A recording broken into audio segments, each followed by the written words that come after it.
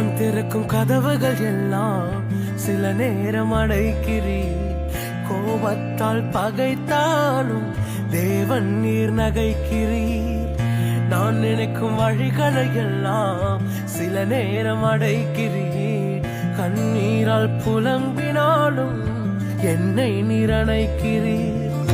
அடைத்ததின் காரணம் கூட நான் கற்றுக்கொண்டேன்.